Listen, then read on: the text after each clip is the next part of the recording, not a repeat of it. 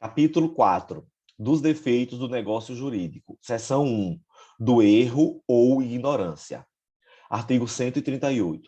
São anuláveis os negócios jurídicos quando as declarações de vontade emanarem de erro substancial que poderia ser percebido por pessoa de diligência normal em face das circunstâncias do negócio. Artigo 139. O erro é substancial quando 1. Interessa a natureza do negócio, ao objeto principal da declaração ou a alguma das qualidades a ele essenciais. 2. Concerne a identidade ou a qualidade essencial da pessoa a quem se refere a declaração da vontade, desde que tenha influído nesta de modo relevante. 3. Sendo de direito e não implicando recusa à aplicação da lei, for o motivo único ou principal do negócio jurídico. Artigo 140. O falso motivo só vicia a declaração de vontade quando expresso como razão determinante. Artigo 141. A transmissão errônea da vontade por meios interpostos é anulável nos mesmos casos em que o é a declaração direta. Artigo 142. O erro de indicação da pessoa ou da coisa a que se referia a declaração de vontade não viciará o negócio quando, por seu contexto e pelas circunstâncias, se puder identificar a coisa ou a pessoa cogitada. Artigo 143. O erro de cálculo apenas autoriza a retificação da declaração de vontade. Artigo 144. O erro não prejudica a validade do negócio jurídico quando a pessoa a quem a manifestação de vontade se dirige se oferecer para executá-la na conformidade da vontade real do manifestante. Seção 2. Do dolo. Artigo 145. São os negócios jurídicos anuláveis por dolo quando este for a sua causa. Artigo 146. O dolo acidental só obriga à satisfação das perdas e danos, e é acidental quando, a seu despeito, o negócio seria realizado, embora por outro modo. Artigo 147. Nos negócios jurídicos bilaterais, o silêncio intencional de uma das partes a respeito de fato ou qualidade que a outra parte haja ignorado constitui omissão dolosa, provando-se que sem ela o negócio não se teria celebrado. Artigo 148. Pode também ser anulado o negócio jurídico por dolo de terceiro, se a parte a quem aproveite dele tivesse ou devesse ter conhecimento. Em caso contrário, ainda que subsista o negócio jurídico, o terceiro responderá por todas as perdas e danos da parte a quem ludibriou. Artigo 149.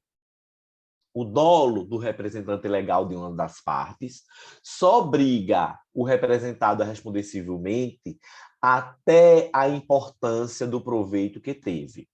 Se, porém, o dolo for do representante convencional, o representado responderá solidariamente com ele por perdas e danos.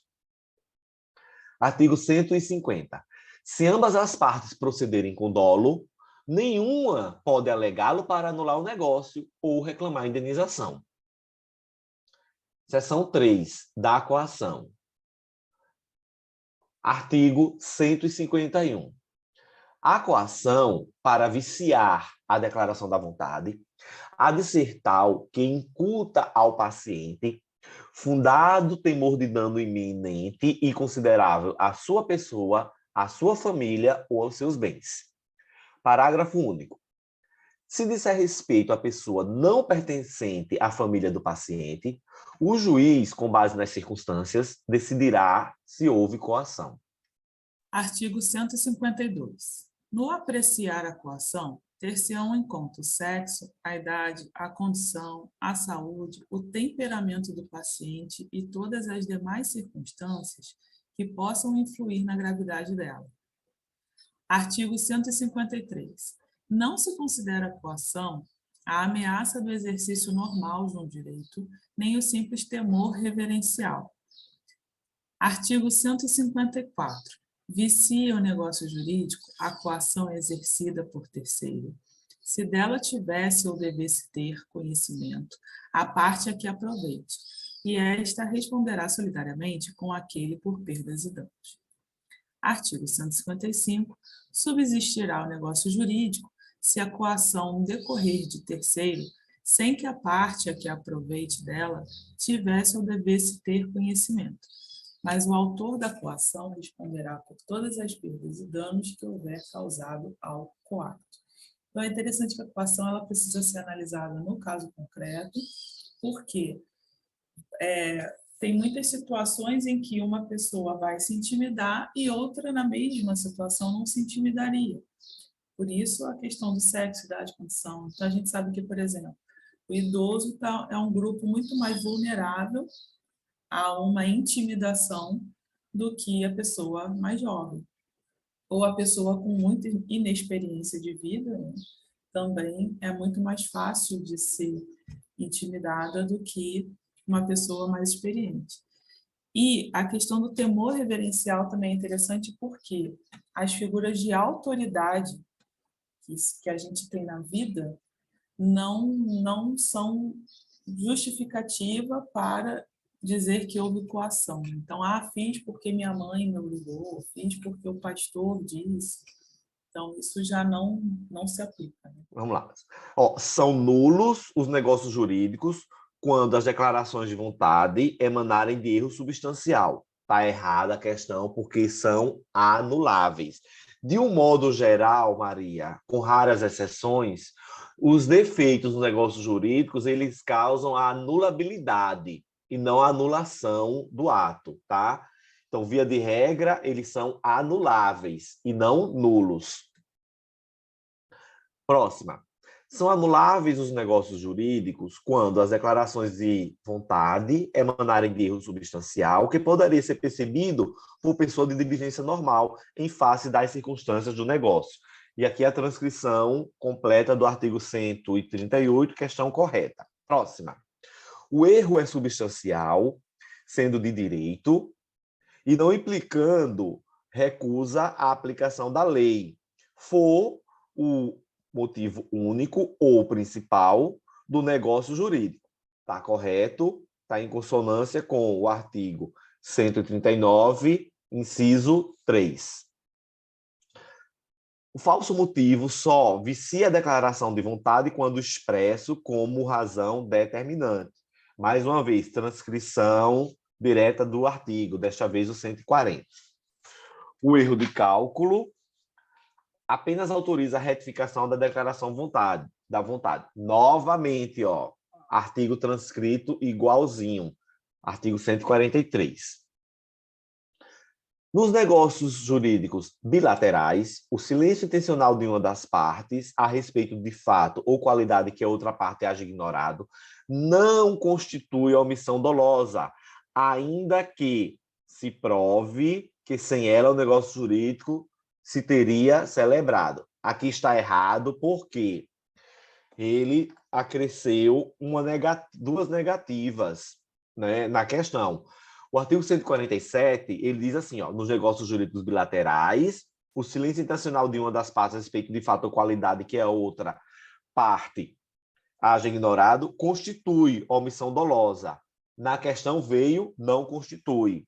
E continuando, provando-se que sem ela o negócio jurídico não se teria celebrado. Na questão veio, ainda que se prove que sem ela, não é, apenas provando-se que sem ela.